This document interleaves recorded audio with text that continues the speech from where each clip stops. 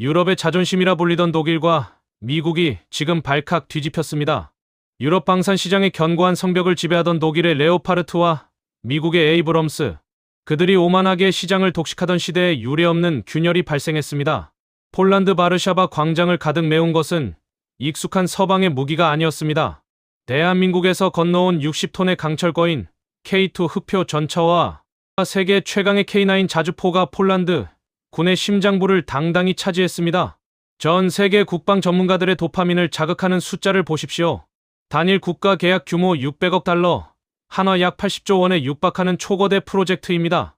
독일이 주저하고 미국이 물량 부족에 시달리며 5년은 기다려라고 뒷짐지고 있을 때 대한민국은 단 4개월 만에 초도 물량을 폴란드 항구에 하역하는 기적을 연출했습니다.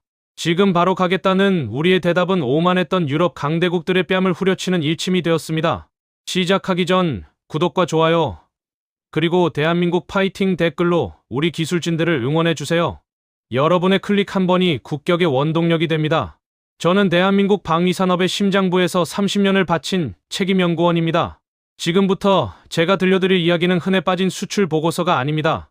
강대국들의 무시와 조롱 속에서도 무기를 사오던 나라에서 유럽의 안보를 책임지는 생산기지로 거듭난 처절하고도 위대한 역전의 실화입니다. 지금부터 제가 꺼낼 이야기는 50년 전 차가운 눈물로 써내려간 기록입니다. 1970년대 초 대한민국의 현실은 그야말로 참담 그 자체였습니다. 당시 우리 군이 손에 쥐고 있던 무기가 무엇인지 아십니까? 미국이 2차 대전 때 쓰고 버린 유물 M1 카빈 소총과 M1 가란드였습니다. 남들은 제트기를 만들고 미사일을 쏘아 올릴 때 우리는 남이 쓰다 버린 고철덩어리에 목숨을 맡겨야 했습니다. 1971년 11월 11일 박정희 대통령은 국방과학연구소에 비밀리에 엄명을 내렸습니다. 암호명, 번개사업, 무슨 수를 써서라도 4개월 안에 우리 손으로 소총과 박격포를 만들어내라 는 불가능에 가까운 명령이었습니다. 당시 우리에게는 도면 한 장, 제대로 된 철강 기술 하나 없었습니다. 하지만 그보다 더 참기 힘들었던 것은 우리를 바라보던 서방 엘리트들의 오만한 시선이었습니다. 미국과 유럽의 기술자들은 우리를 보며 대놓고 코웃음을 쳤습니다. 제 귀에는 아직도 그들의 비아냥거리는 소리가 환청처럼 들립니다. 이보게 철강 기술도 없는 나라에서 무기를 만든다고? 차라리 어린애들 장난감을 만드는 게 빠를 거야. 그들에게 한국의 기술은 그저 장난감 수준이었고 독자적인 미사일 개발은 100년이 지나도 불가능한 망상에 불과했습니다. 그들은 회의실에 앉아 거만하게 다리를 꼬고 앉아 우리를 내려다봤습니다. 핵심 부품 하나를 요청할 때마다 너희 같은 개발도상국이 이런 고난도 기술을 어디에 쓰려고 하느냐. 괜히 분란 만들지 말고 우리가 주는 대로 받아 써라며 훈계를 늘어놓았습니다. 그것은 조언이 아니라 명백한 멸시였습니다. 이름 없는 동양의 작은 나라 연구원들이 들고 온 설계도는 그들에게 휴지 조각 취급을 받았습니다. 당시 우리 손에 쥐어진 연구개발비는 고작 970만 원이었습니다. 누군가에게는 외제차 한 대 값도 안 되는 돈이었을지 모르지만 그것은 우리 국민들이 입을 것 못 입고 먹을 것 못 먹으며 모은 피 같은 혈세였습니다. 그 돈을 앞에 두고 우리 선배 연구원들은 주먹을 꽉 쥐었습니다. 너무 세게 쥐어 손톱이 손바닥을 파고들었고 그 틈으로 붉은 피가 배어나왔습니다.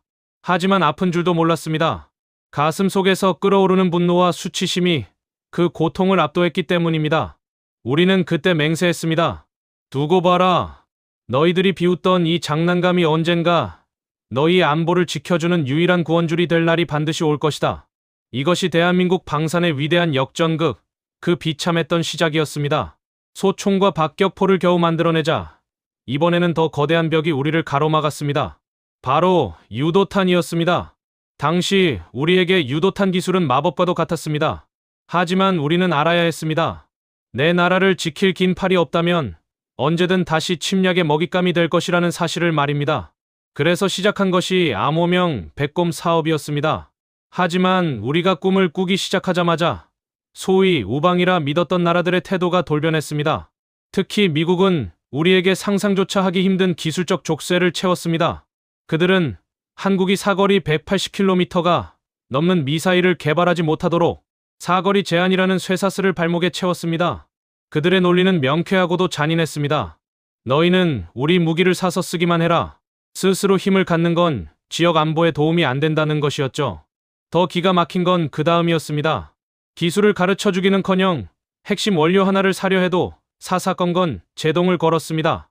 미사일 추진체 원료를 섞는데 필수적인 대형 믹서기 한 대를 구하지 못해 우리 선배들은 프랑스로, 미국으로 미친 듯이 뛰어다녀야 했습니다.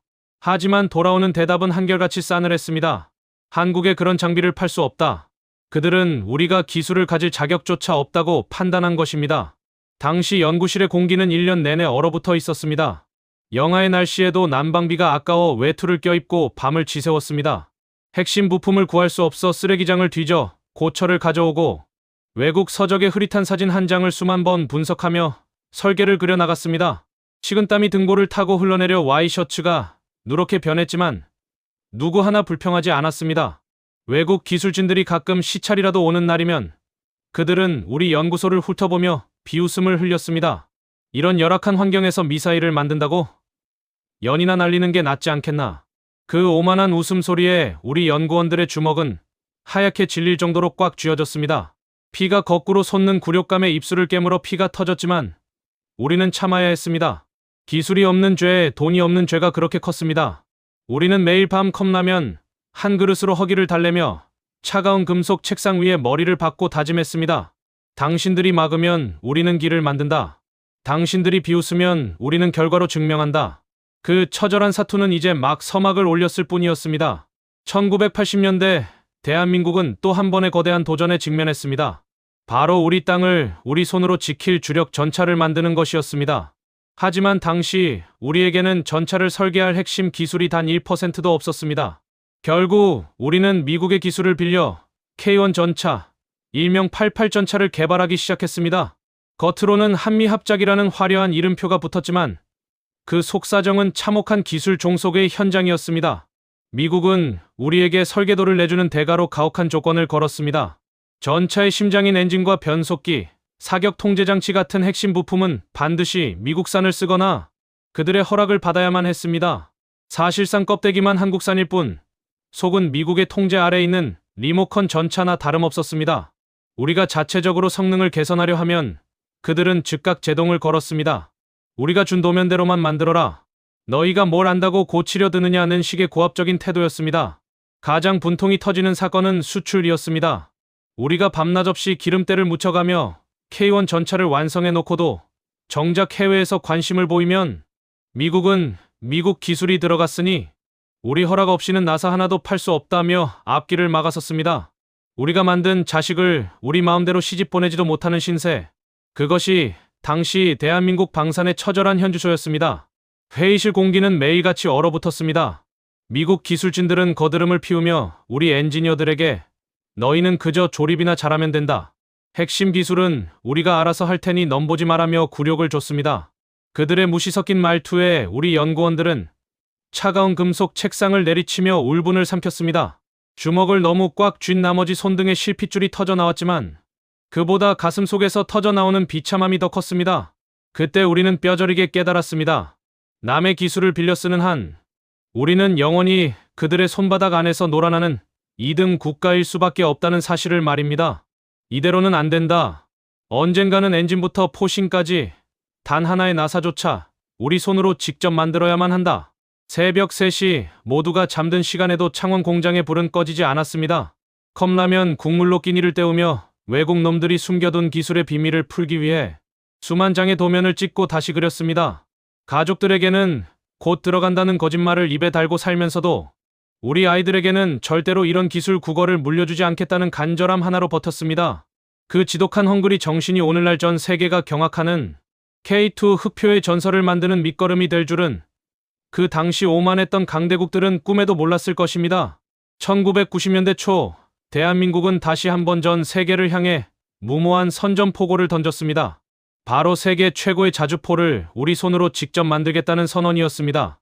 당시 전 세계 자주포 시장은 독일의 PG-2000이라는 거대한 괴물이 지배하고 있었습니다. 독일 기술진들은 우리를 보며 차가운 실소를 터뜨렸습니다. 감히 한국이 독일의 정밀기계 기술을 넘본다고?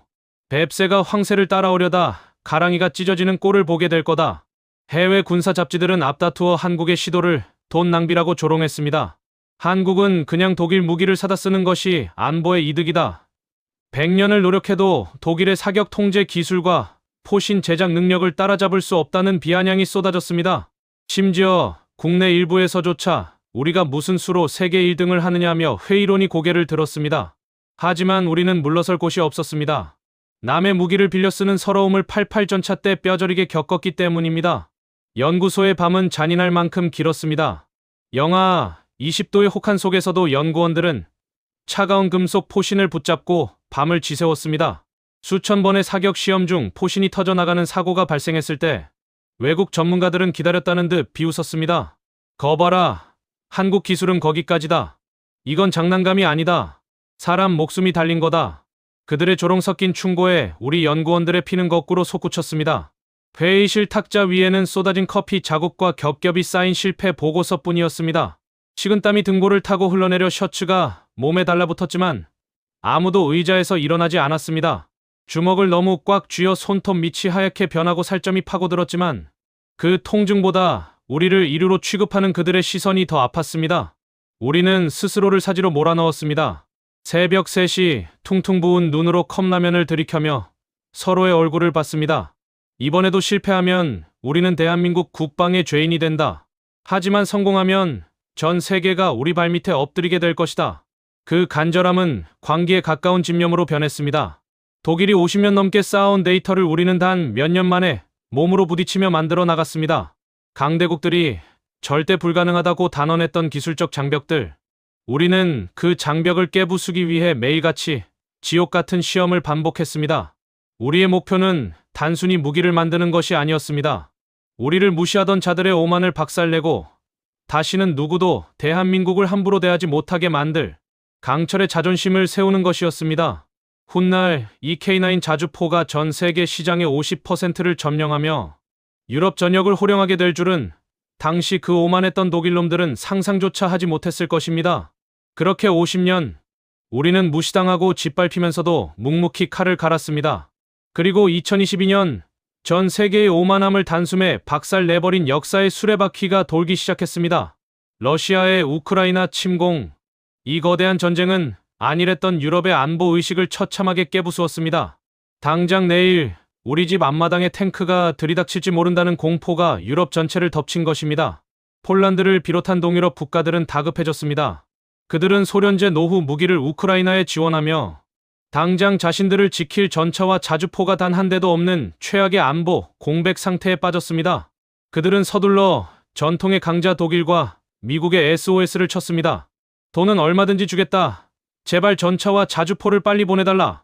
하지만 돌아온 대답은 절망을 넘어 분노를 자아냈습니다. 기술의 정점이라 자부하던 독일은 공장 라인이 멈춰 선지 오래였고 생산 라인을 확충하는 데만 최소 수년이 걸린다고 뒷짐을 졌습니다. 미국 역시 전 세계적인 수요 폭증으로 당장 줄 물량이 없으니 몇 년만 기다려라 하는 차가운 답변뿐이었습니다. 유럽의 안보가 풍전등화의 위기에 처한 순간 그 잘난 강대국들은 아무런 도움도 되지 못했습니다. 바로 그때 그들이 장난감이나 만든다며 비웃었던 대한민국이 조용히 손을 들었습니다. 우리가 가겠다. 당신들이 원하는 성능, 당신들이 원하는 가격, 그리고 무엇보다 당신들이 원하는 그 말도 안 되는 납기를 우리가 맞춰주겠다. 유럽의 국방 관료들은 반신반의했습니다. 지구 반대편에 있는 나라가 어떻게 수개월 안에 무기를 보낸단 말인가? 하지만 우리에게는 그들이 가지지 못한 것이 있었습니다. 지난 50년간 단 한순간도 공장 불을 끄지 않고 매년 수백 대의 전차와 자주포를 찍어내며 실전 데이터를 쌓아온 압도적인 생산력과 헝그리 정신이었습니다. 회의실 공기가 다시 한번 얼어붙었습니다. 하지만 이번에는 굴욕감이 아니었습니다. 그것은 우리가 내뱉은 압도적인 숫자와 속도 앞에 당황한 강대국들의 경악이었습니다. 식은땀은 이제 우리 연구원들이 아니라 대책 없이 뒷짐만 지고 있던 유럽 엘리트들의 등골을 타고 흐르기 시작했습니다. 주먹을 꽉 쥐었던 우리의 손에는 이제 설계도가 아니라 유럽 안보의 운명을 결정지을 계약서가 들려 있었습니다. 너희가 5년을 기다리라고 할 때 우리는 4개월 만에 도착하겠다. 이것은 기적이 아니었습니다. 무시당하던 50년의 세월을 견뎌낸 대한민국 엔지니어들이 전 세계를 향해 날리는 가장 통쾌한 일침이었습니다. 이제 역전극의 서막은 끝났습니다. 지금부터는 전 세계가 경악한 K방산의 속도와 압도적인 기술 폭격이 시작됩니다. 폴란드가 우리에게 내민 계약서의 조건은 사실상 사형 선고와 다름없었습니다. 계약서에 도장을 찍고 딱 3개월 안에 전차 10대를 우리 항구에 내려놔라. 전 세계 방산 시장에서 수십 년을 구른 전문가들은 이 조건을 보고 실소를 터뜨렸습니다. 독일의 레오파르트 전차 한 대를 주문하면 초도 물량을 받는 데만 평균 36개월에서 60개월, 길게는 5년이 걸리는 게 이 바닥의 상식이었기 때문입니다. 한국이 아무리 속도가 빠르다 해도 3개월? 그건 물리적으로 불가능하다. 한국인들이 허세를 부리고 있다.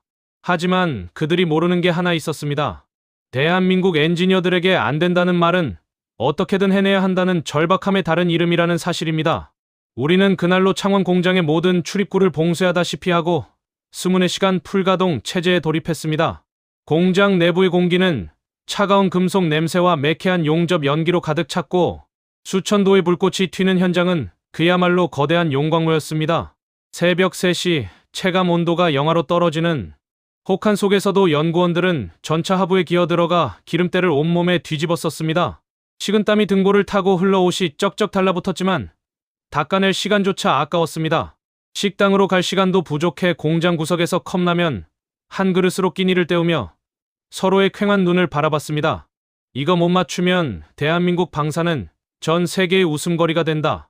우리 아이들에게 다시는 기술 국어라는 나라를 물려주지 말자. 그 한마디가 우리를 채찍질했습니다. 우리는 결단을 내렸습니다. 우리 군에 납품하기로 했던 물량까지 폴란드로 우선 돌리는 파격적인 조치를 단행했습니다. 국가의 신용과 엔지니어의 자존심을 걸고 전 공정이 톱니바퀴처럼 맞물려 돌아갔습니다. 잠을 포기한 연구원들의 눈은 핏발이 서 있었고 주먹을 너무 꽉 쥐어 손바닥에 굳은 살이 박이다 못해 피가 터져 나왔습니다. 포기하면 영원히 종속된다. 이 도끼 서린 헝글이 정신이 우리를 버티게 했습니다. 독일 기술진들이 맥주잔을 기울이며 퇴근할 때 우리는 용접봉을 붙잡고 밤을 지새웠습니다. 그리고 마침내 전 세계가 절대 불가능하다고 단언했던 그 3개월의 시간이 다가오고 있었습니다. 오만했던 강대국들의 뒤통수를 후려칠 대한민국만의 미친 속도가 세상을 뒤흔들 준비를 마친 것입니다. 약속된 3개월의 시간이 흘렀습니다. 전 세계가 절대 불가능하다며 비웃던 그 시간이 말입니다. 2022년 12월 폴란드 북부의 그디냐 항구에는 묘한 긴장감이 흐르고 있었습니다. 독일과 프랑스의 군사 전문가들은 팔짱을 낀 채 항구를 응시하며 마지막까지 의심의 끈을 놓지 않았습니다. 설마 진짜로 왔겠어? 껍데기만 보냈거나 수량이 모자라겠지. 그들의 입가에는 여전히 오만한 미소가 걸려 있었습니다. 하지만 안개 너머로 거대한 수송선이 모습을 드러내는 순간 항구에 모인 모든 이들의 숨소리가 멎었습니다. 수송선의 램프가 열리고 그 안에서 뿜어져 나오는 육중한 엔진 소리가 지면을 울렸습니다. 그 소리는 50년 전 조롱받던 이름 없는 나라의 울분이자 밤샘 작업으로 핏발선 눈을 비비던 우리 엔지니어들의 함성이었습니다. 항구에 하역된 것은 폴란드군이 그토록 갈망하던 K2 흑표 전차 10대와 K9 자주포 24문이었습니다.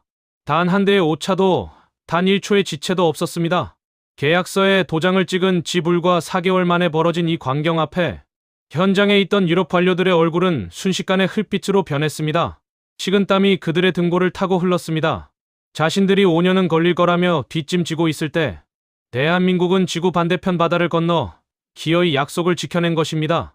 더욱 놀라운 장면은 그 다음이었습니다.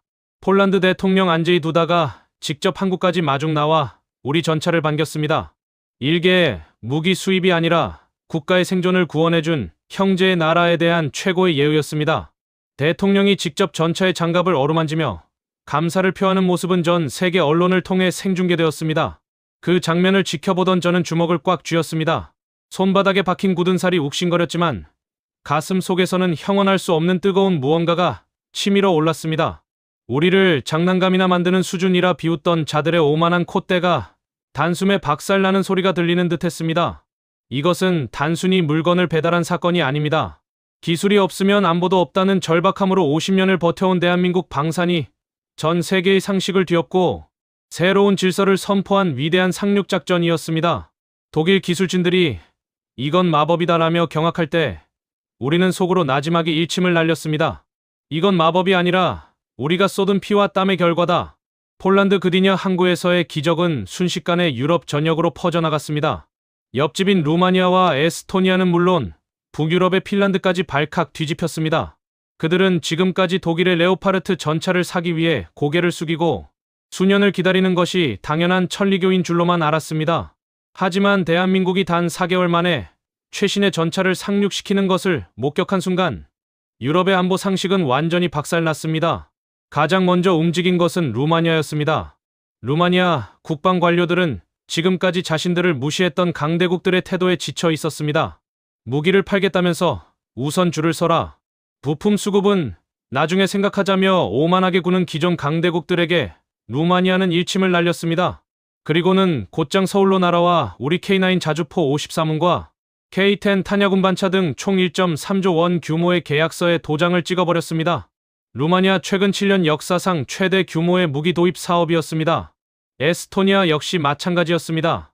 그들은 단순히 무기만 사는 것을 넘어 우리에게 간절하게 SOS를 쳤습니다. 무기만 주는 게 아니라 우리 땅에 정비센터와 탄약 공장도 세워달라는 파격적인 제안이었습니다. 우리는 주저하지 않았습니다. 당신들의 안보는 우리가 끝까지 책임진다는 진정성을 보이며 2.9억 유로 규모의 협력을 약속했습니다. 이 소식에 독일과 영국의 방산기업 임원들은 회의실에서 식은땀을 흘리기 시작했습니다. 한국 놈들이 시장을 다 망치고 있다. 저건 덤핑 판매다라며 억지 주장을 펼치며 비난을 쏟아냈습니다. 하지만 그것은 명백한 패배자의 절규였습니다. 우리가 시장을 망친 것이 아니라 그들이 오만하게 잠들어 있을 때 우리는 단 한 번도 공장에 불을 끄지 않고 기술과 생산력을 갈고 닦았을 뿐입니다. 회의실 공기는 이제 우리의 승리감으로 가득 찼습니다. 과거 우리를 장난감이나 만든다고 조롱했던 그 입술들은 이제 제발 부품이라도 공유해달라는 비굴한 협상안을 내밀기 바빴습니다. 저는 그들의 당황한 표정을 보며 주먹을 꽉 쥐었습니다. 50년 전 믹서기 한 대를 구하지 못해 구걸하던 우리 선배들의 억울함이 이제는 전 세계를 호령하는 K방산 신드롬으로 화려하게 보상받고 있었습니다. 이것은 단순히 무기를 많이 파는 문제가 아닙니다. 강대국의 오만한 카르텔을 깨부수고 진정성과 기술력으로 유럽 안보의 새로운 주인공이 된 대한민국의 위대한 역전극 그 자체였습니다. 동유럽 국가들이 한국 무기를 선택하자 이번에는 북유럽의 전통적인 군사 강국들이 우리를 시험대에 올렸습니다.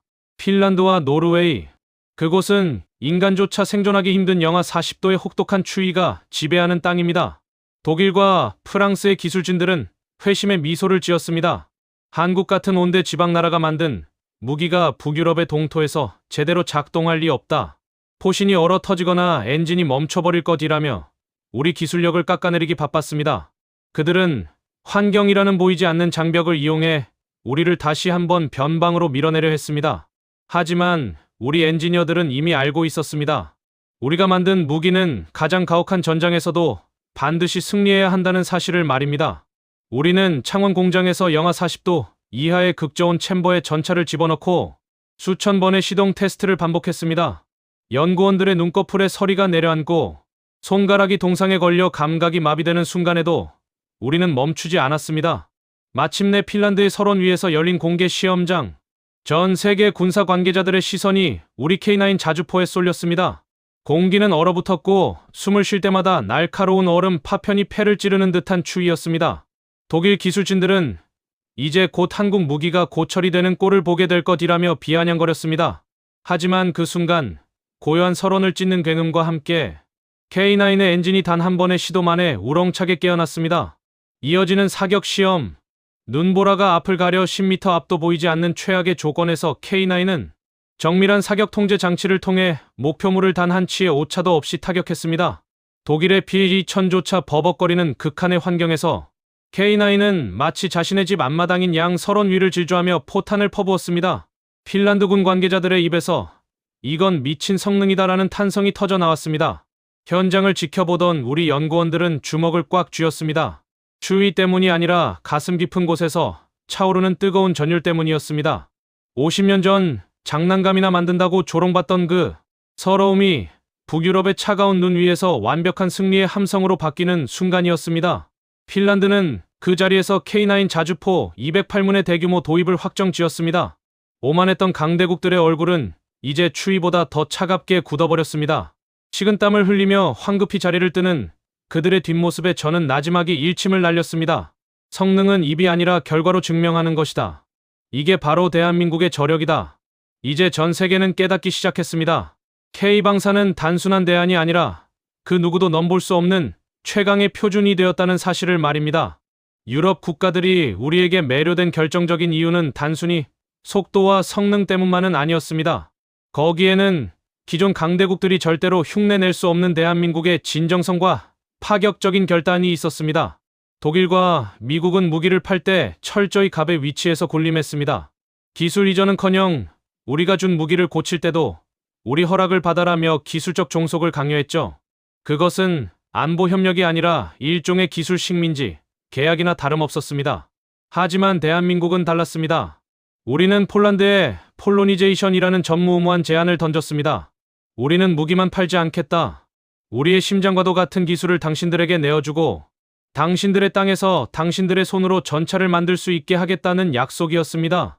폴란드의 부마르와 뱅디 공장의 태극기와 폴란드 국기가 나란히 걸리던 날, 유럽의 방산 카르텔은 경악했습니다. 한국 놈들이 미쳤다. 어떻게 국가 기밀급 기술을 통째로 넘겨줄 수 있단 말이냐? 그들의 비명 섞인 조롱이 쏟아졌습니다. 하지만 그것은 미친 짓이 아니라 가장 영리하고도 뜨거운 동행이었습니다. 50년 전 우리도 남의 나라 기술 한 조각을 구걸하며 피눈물을 흘렸던 기억이 있기 때문입니다. 기술이 없어 서러운 그 마음을 우리가 누구보다 잘 안다. 그래서 우리는 당신들을 하청기지가 아닌 대등한 파트너로 대접하겠다는 우리의 진심에 폴란드는 마음을 완전히 열었습니다. 우리 엔지니어들은 폴란드 현지 공장에서 기름때를 묻혀가며 밤낮 없이 그들을 가르쳤습니다. 언어는 달랐지만 함께 밤을 지새우며 컵라면을 나눠 먹고 도면을 분석하는 과정에서 국경을 넘은 우정이 싹 텄습니다. 새벽 3시 차가운 금속 냄새가 진동하는 공장 바닥에 앉아 폴란드 기술자들과 소주 한 잔을 기울이며 다짐했습니다. 우리가 당신들을 유럽 최고의 방산 허브로 만들어주겠다. 이 광경을 지켜보던 독일과 프랑스의 방산 기업들은 식은땀을 흘리며 황급히 대책 회의를 소집했습니다. 자신들이 오만하게 기술을 독점하며 폭리를 취할 때 대한민국은 기술을 나누며 시장의 판도를 완전히 뒤집어버린 것입니다. 회의실 공기는 이제 그들의 당혹감으로 가득 찼습니다. 주먹을 꽉 쥐고 우리를 견제하려 했지만 이미 늦었습니다. 이것은 단순히 무기시장 점유율의 문제가 아닙니다. 진심은 통한다는 휴머니즘과 함께 성장한다는 전략이 결합된 대한민국만의 위대한 외교적 승리였습니다. 유럽의 심장부에서 태극기가 휘날리며 K기술이 전파되는 그 전율 돋는 현장. 오만했던 강대국들은 이제야 깨닫고 있었습니다. 자신들이 걷어찼던 그 장난감 만들던 나라가 이제는 자신들의 안보 생태계를 밑바닥부터 재편하고 있다는 사실을 말입니다. 대한민국이 유럽 시장을 휩쓸자 거만하게 잠자던 유럽의 방산 공룡들이 비열한 발톱을 드러내기 시작했습니다. 특히 전차와 왕국이라 자부하던 독일의 반응은 신경질적이었습니다. 그들은 자신들의 시장 점유율이 깎여나가자 정당한 기술 경쟁 대신 지저분한 언론 플레이를 선택했습니다. 유럽 유수의 매체들을 동원해 한국 무기는 껍데기만 화려한 깡통이다. 실전 경험이 없는 한국 무기를 믿는 건 도박이다라며 악의적인 소문을 퍼뜨렸습니다. 심지어 일부 관료들은 한국이 폴란드에 기술을 넘기는 건 나토의 안보 기밀을 유출하는 위험한 짓이라며 정치적 공세까지 퍼부었습니다. 그들의 목표는 단 하나였습니다. 한국 방산에 불안정이라는 낙인을 찍어 유럽의 추가 수주를 막으려는 것이었죠. 회의실 공기는 다시 한번 차갑게 얼어붙었습니다. 우리를 향해 쏟아지는 비난 섞인 질문들의 등골에서는 식은땀이 흘렀습니다. 너희가 정말 독일의 레오파르트보다 낫다고 생각하나? 가격이 싼 건 품질이 낮기 때문 아닌가? 오만한 질문들이 화살처럼 날아와 가슴을 찔렀습니다. 하지만 우리는 당황하지 않았습니다. 주먹을 꽉 쥐고 그들의 눈을 똑바로 응시했습니다. 품질이 낮은지 아닌지는 입이 아니라 데이터로 확인시켜주겠다. 우리는 즉각 유럽 현지에서 열리는 합동훈련에 우리 장비들을 투입했습니다. 결과는 참혹한 독일의 완패였습니다. 독일의 전차들이 정비 문제로 훈련장에서 멈춰 서거나 부품 수급을 못해 쩔쩔매고 있을 때 우리 K2와 K9은 24시간 내내 굴러갔습니다. 우리가 50년간 휴전 국가로서 멈추지 않고 가동했던 군수지원 시스템의 위력이 증명된 것입니다. 현장에서 우리 무기를 직접 몰아본 유럽 군인들은 엄지를 치켜 세웠습니다. 독일제보다 다루기 쉽고 미국제보다 정교하다. 식은땀을 흘리는 쪽은 이제 우리가 아니라 비열한 공작을 꾸몄던 강대국의 임원들이었습니다. 자신들이 판 함정에 스스로 빠진 꼴이었죠. 한국 기술은 장난감이다라고 비웃던 그들의 입술은 이제 패배의 쓴맛에 파르르 떨리고 있었습니다. 피가 거꾸로 솟는 억울함 속에서도 묵묵히 실력을 갈고 닦았던 우리 엔지니어들의 진짜 힘이 전 세계 언론의 찬사로 돌아오는 순간이었습니다. 우리는 그들에게 일침을 날렸습니다. 방사는 정치가 아니라 실력이다. 당신들이 권위라는 성벽 뒤에 숨어 있을 때 우리는 전쟁터의 먼지를 마시며 기술을 완성했다. 이제 유럽은 더 이상 강대국의 선동에 휘둘리지 않았습니다. 실력으로 증명된 K방산의 이름값은 이제 그 어떤 비방보다 견고한 성벽이 되어 우리를 지켜주고 있었습니다. 폴란드의 성공을 지켜보던 루마니아의 움직임은 그야말로 번개와 같았습니다. 지난 7월 루마니아 국방부의 공기는 평소와 달랐습니다. 독일과 미국의 세일즈맨들이 루마니아 관료들을 붙잡고 우리 무기가 전통의 명품이다. 한국은 아직 검증이 필요하다며 감언이설을 늘어놓고 있었기 때문입니다. 하지만 루마니아는 더 이상 그들의 희망 고문에 속지 않았습니다. 그들은 이미 알고 있었습니다.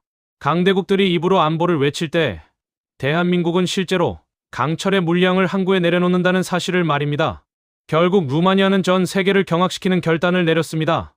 K9 자주포 53문과 K10 탄약 운반차 36대, 그리고 수만 발의 포탄을 포함한 총 1.3조 원 규모의 계약서에 사인을 한 것입니다.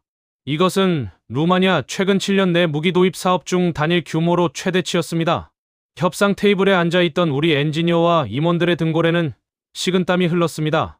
상대가 요구하는 까다로운 성능 조건과 촉박한 일정 때문이 아니었습니다. 이 계약이 성사되어야 동유럽 전체에 K방산의 깃발을 꽂을 수 있다는 거대한 사명감이 우리를 짓눌렀기 때문입니다. 계약서에 도장을 찍는 순간 회의실을 가득 채웠던 냉랭한 공기는 순식간에 뜨거운 함성으로 바뀌었습니다. 우리 연구원들은 주먹을 꽉 쥐었습니다. 50년 전 소총 한 자루를 못 만들어 구걸하던 나라의 후예들이 이제는 나토 동부 전선의 핵심 국가인 루마니아의 안보를 책임지는 주역이 된 것입니다. 오만했던 경쟁국들의 반응은 처참했습니다. 독일의 방산 관계자들은 피가 거꾸로 솟는 기분이었을 겁니다. 자신들이 텃밭이라 믿었던 동유럽 시장이 하나둘씩 대한민국의 K생태계로 편입되는 것을 지켜보며 그들은 식은땀을 흘리며 본국의 보고서를 타전하기 바빴습니다. 한국의 기세가 무섭다. 이제는 가격이 아니라 신뢰와 속도에서 완전히 밀리고 있다는 참혹한 자백이었습니다. 하지만 루마니아의 러브콜은 여기서 끝이 아니었습니다. 그들은 이미 호주 시장을 석권한 우리 레드백 장갑차와 K2 전차까지 넘보고 있습니다. 루마니아 국방장관이 직접 한국 공장을 찾아와 우리 장비들의 위용을 보고 입을 다물지 못했다는 소식은 우리에게 짜릿한 카타르시스를 선사했습니다. 우리는 그들에게 일침을 날렸습니다. 우리는 무기만 팔지 않는다.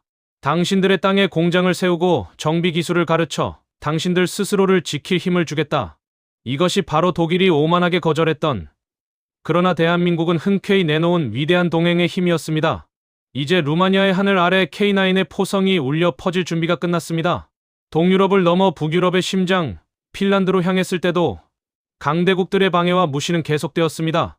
독일의 방산 관계자들은 핀란드 국방부 관계자들에게 노골적으로 속삭였습니다. 한국 무기는 성능은 둘째치고 북유럽의 살인적인 추위를 견딜 수 없다. 사막에서나 굴리던 무기를 핀란드 설원에 가져오는 건 자살 행위다. 그들은 핀란드가 전통적으로 사용해온 독일제, PC-2000이나 노후된 소련제 장비를 대체하는 사업에서 한국을 완전히 배제시키려 혈안이 되어 있었습니다. 하지만 핀란드는 실리적인 나라였습니다. 그들은 입으로만 떠드는 강대국의 권위 대신 가장 가혹한 조건에서의 진검승부를 요구했습니다. 영하 40도까지 떨어지는 라플란드 지역의 동토 위에서 우리 K9 자주포는 전 세계가 지켜보는 가운데 사격 시험대에 올랐습니다.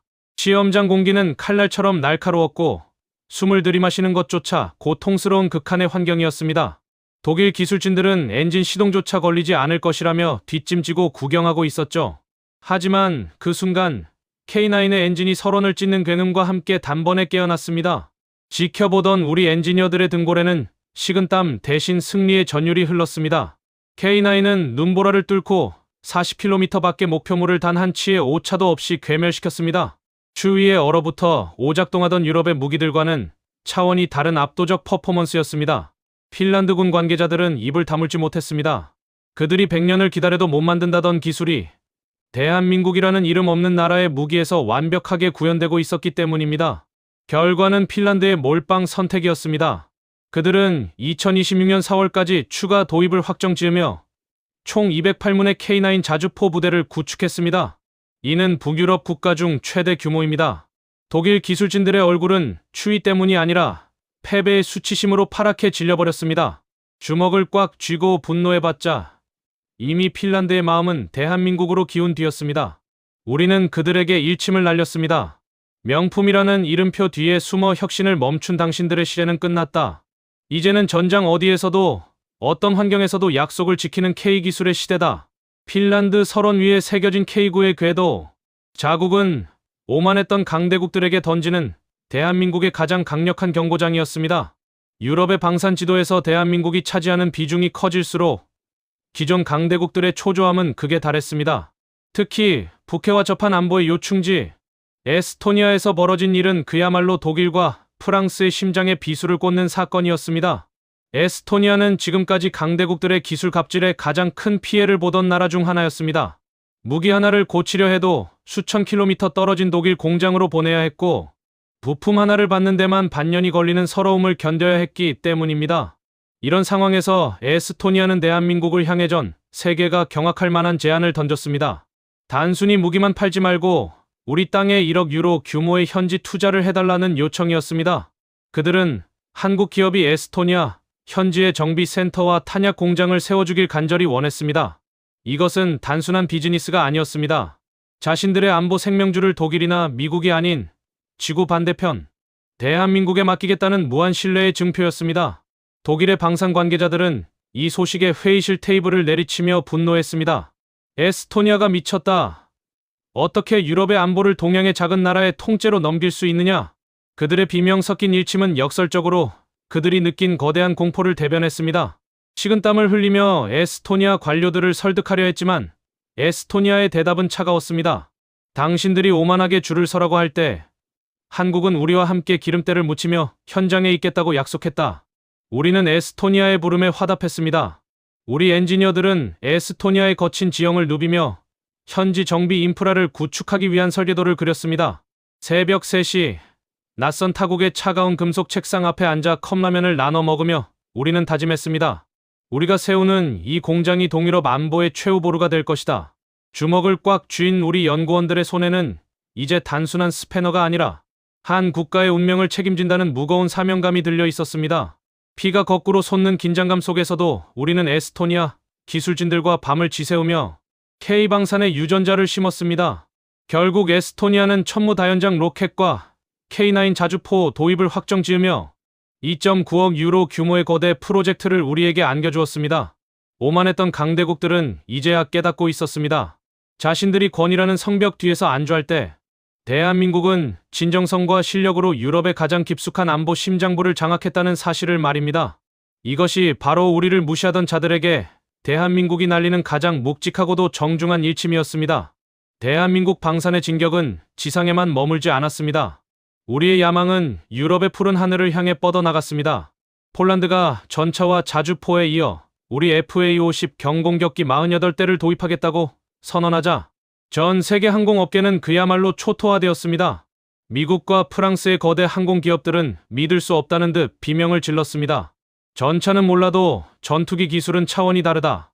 한국의 경공격기가 유럽의 까다로운 제공권을 지킬 수 있을 리 없다. 그들의 마지막 자존심 섞인 폄훼가 쏟아졌습니다. 하지만 폴란드의 선택은 냉철했습니다. 그들은 당장 구소련제 미그-29를 대체해야 하는 절체절명의 위기 상황이었습니다. 미국은 F-16을 주겠다면서도 수년 뒤에나 가능하다며 거드름을 피웠고 프랑스는 천문학적인 가격표를 내밀며 배짱을 부렸습니다.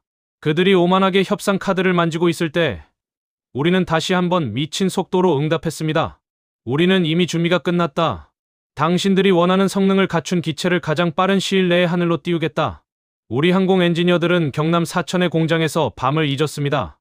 수만 개의 정밀 부품이 얽힌 항공기 조립 라인에서 연구원들은 돋보기를 들고 배선 하나하나를 점검하며 사투를 벌였습니다. 새벽 3시 차가운 금속 날개 아래서 컵라면 국물로 추위를 달래며 우리는 서로의 핏발선 눈을 확인했습니다. 우리가 실패하면 대한민국 공군의 자부심이 꺾인다. 유럽의 하늘에 반드시 태극 마크의 기술력을 새기자. 결국 FA-50은 폴란드 공군에 인도되자마자 유럽 하늘을 가르며 완벽한 비행을 선보였습니다. 나토 규격과의 완벽한 호환성, 그리고 무엇보다 압도적인 가동률 앞에 유럽의 조종사들은 감탄을 금치 못했습니다. 미국제보다 정비하기 쉽고 실제 전장에서 가장 믿음직한 파트너다. 라는 현장의 찬사가 터져 나왔습니다.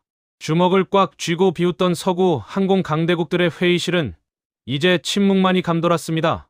자신들이 10년을 기다리라고 할 때 대한민국은 단 몇 개월 만에 실전 배치를 완료하며 유럽의 제공권 공백을 메웠습니다. 식은땀을 흘리며 이건 반칙이다라고 외쳐봤자 이미 유럽의 하늘에는 Made in Korea의 굉음이 울려 퍼지고 있었습니다. 우리는 그들에게 마지막 일침을 날렸습니다.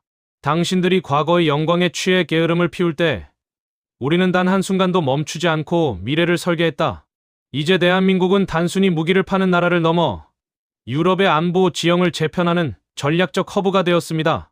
지상에서 하늘까지 K방산의 깃발은 이제 유럽 대륙 그 누구도 부정할 수 없는 승리의 상징이 되었습니다.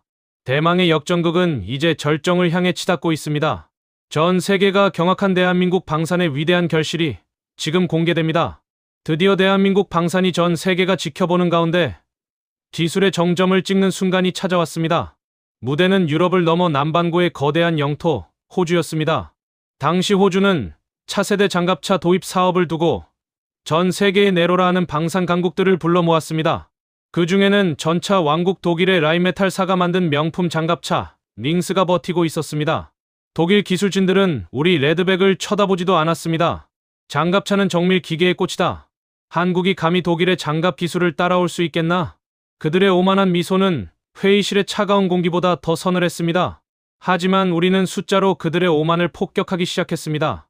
독일의 장갑차가 전통적인 철제 궤도를 고집하며 소음과 진동에 시달릴 때 우리는 세계 최초로 복합 소재 고무 궤도를 적용해 장갑차의 패러다임을 바꿔버렸습니다.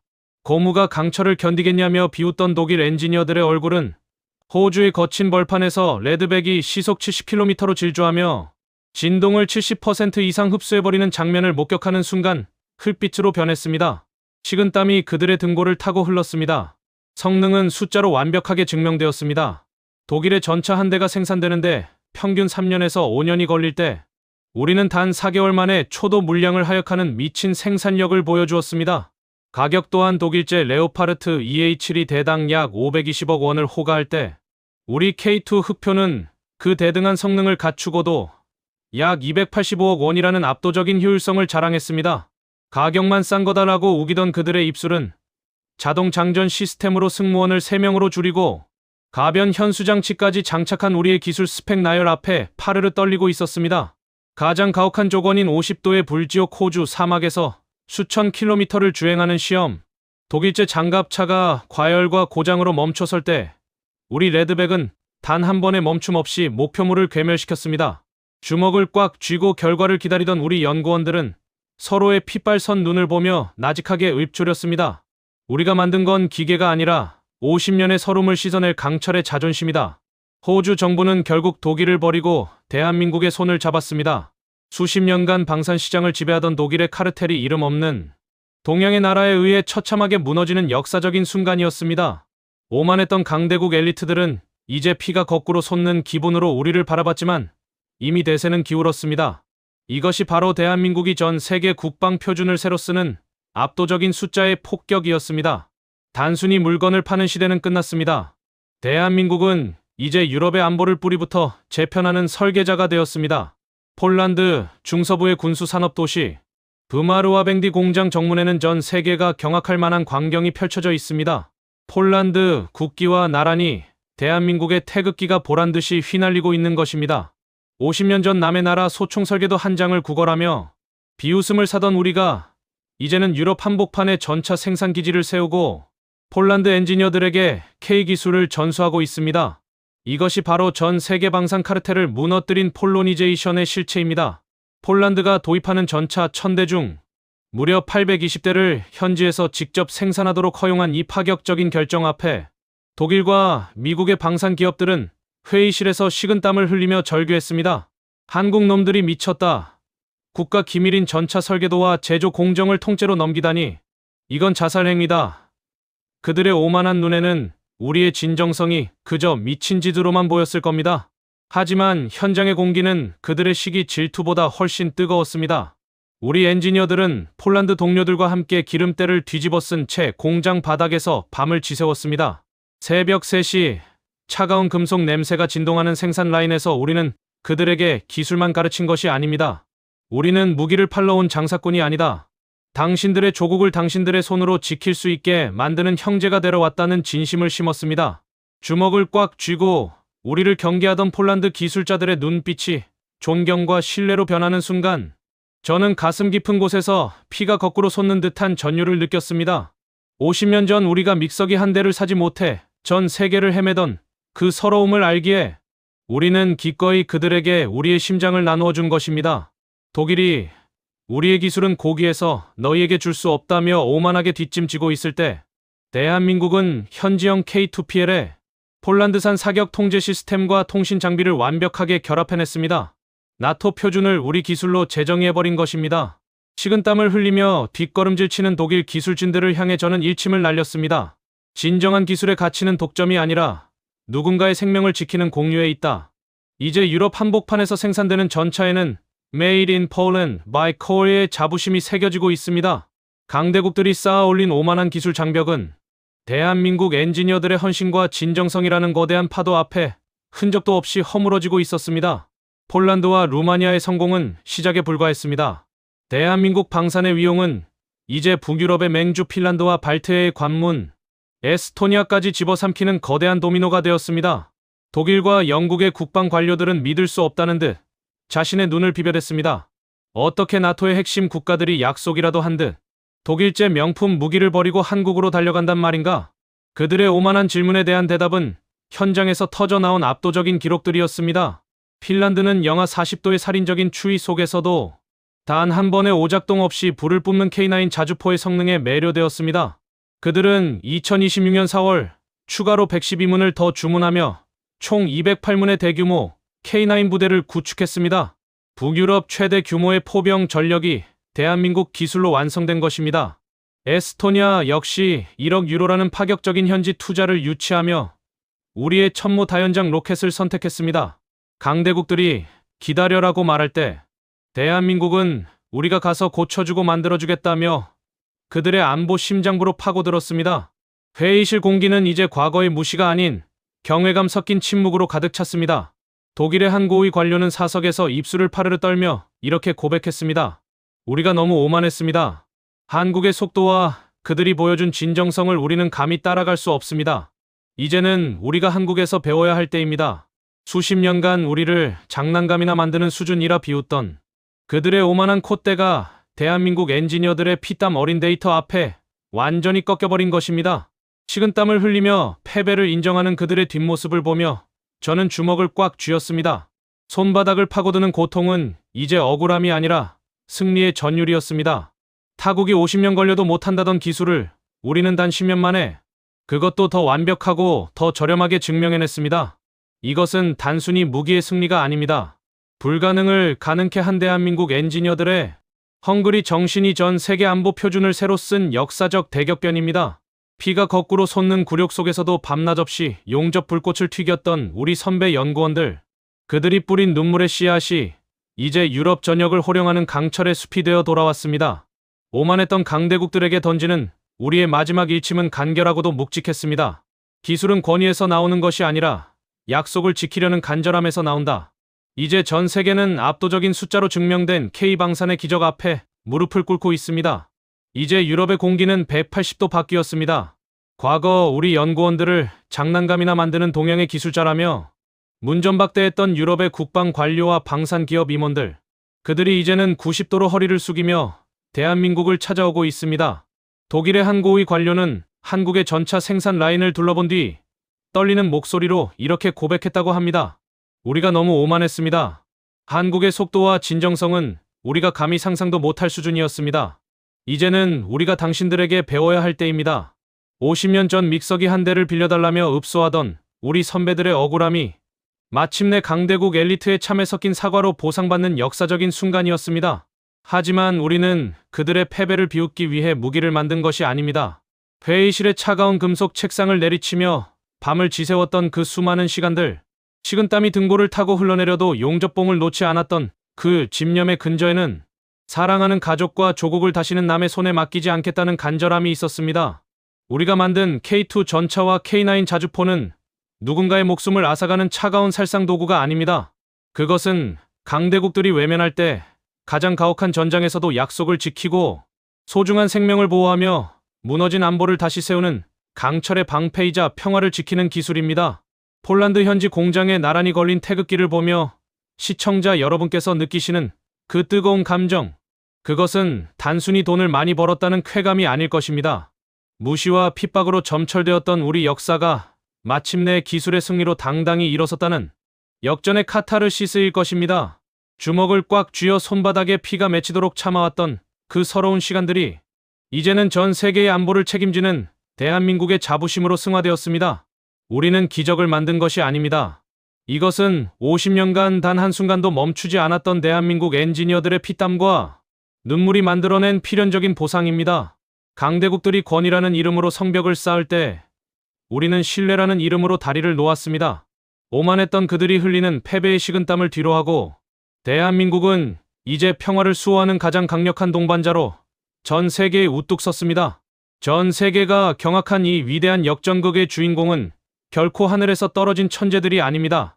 그것은 바로 창원 공장의 차가운 바닥에서 컵라면으로 끼니를 때우며 50년의 세월을 버텨온 우리의 이름 없는 엔지니어들입니다. 남들이 장난감이나 만드는 나라라며 비웃을 때 우리는 주먹을 꽉 쥐고 그 굴욕을 삼켰습니다. 손톱이 손바닥을 파고들어 피가 맺혔지만 우리는 멈추지 않았습니다. 그 맺힌 피가 오늘날 유럽의 동토를 달리는 K2 전차의 연료가 되었고 그 눈물이 K9 자주포의 강철 포신을 담금질했습니다. 보십시오. 이제 숫자가 그 결과를 말해주고 있습니다. 단일 계약 80조 원이라는 압도적인 금액보다 더 가치 있는 것은 우리가 강대국들의 기술 식민지에서 벗어나 전 세계 안보의 기준이 되었다는 사실입니다. 독일과 미국의 거물들이 우리 기술을 배우기 위해 머리를 조아리는 모습은 단순히 한방산 기업의 성공이 아닙니다. 그것은 억울함으로 점철되었던 대한민국 근현대사가 마침내 기술의 승리로 보상받는 거대한 카타르시스입니다. 우리는 이제 더 이상 남의 나라 소총 한 자루에 목을 매던 약소국이 아닙니다. 오히려 강대국들이 앞다투어 한국과 함께하지 않으면 내일의 안보를 보장할 수 없다고 외치게 만든 진정한 강국으로 거듭났습니다. 식은땀을 흘리며 패배를 참여하는 그 오만한 엘리트들을 뒤로하고 우리 엔지니어들은 오늘도 다음 세대를 위한 평화의 방패를 설계하고 있습니다. 피가 거꾸로 솟는 굴욕의 시대를 끝내고 전 세계의 대한민국의 매운맛을 보여준 우리 영웅들에게 뜨거운 박수를 보내주십시오. 우리가 만든 건 단순히 사람을 살상하는 기계가 아닙니다. 그것은 가장 절박한 순간에 가장 먼저 달려가 평화를 약속하는 인간의 기술이자 신뢰의 결정체입니다. 이 자랑스러운 역사는 이제 시작일 뿐입니다. 이제 우리는 당당히 말할 수 있습니다. 대한민국 방산의 성공은 단순한 무기 수출의 기록이 아닙니다. 그것은 장난감이나 만든다고 우리를 비웃던 오만한 강대국들의 면전에 날리는 가장 묵직하고도 통쾌한 일침입니다. 우리가 50년 전 겪었던 그 비참한 수치심과 굴욕감은 이제 전 세계가 부러워하는 기술적 경이로움으로 완전히 바뀌었습니다. 주먹을 너무 꽉 쥐어 피가 맺혔던 그 손으로 우리는 이제 유럽의 안보를 설계하고 세계의 평화를 직접 써 내려가고 있습니다. 이 자랑스러운 이야기는 저 혼자만의 것이 아닙니다. 영하 40도의 동토에서 영상 50도의 사막에서 밤낮 없이 기름때를 묻히며 대한민국이라는 이름을 증명해낸 수만 명의 엔지니어와 그들을 믿고 응원해주신 우리 국민 모두의 승리입니다. 우리가 만든 건 기계가 아니라 사람의 생명을 살리는 기술이며 다시는 그 누구도 대한민국을 함부로 보지 못하게 할 강철의 자존심입니다. 여러분, 이 뜨거운 역전의 서사를 주변에 널리 공유해주세요. 우리의 작은 자부심이 모여 더 큰 대한민국을 만듭니다. 여러분의 대한민국 파이팅 댓글 한 줄이 지금 이 순간에도 연구소 불을 밝히는 우리 기술진들에게 가장 큰 위로와 힘이 됩니다. 구독과 좋아요는 대한민국 기술의 가치를 전 세계에 알리는 가장 강력한 응원입니다. 50년 전의 눈물을 승리의 환호로 바꾼 대한민국, 그리고 그 기적을 함께 지켜봐 주신 여러분 진심으로 감사합니다. 지금까지 대한민국 방산의 위대한 역전극을 전해드린 한국의 일침이었습니다. 대한민국 파이팅!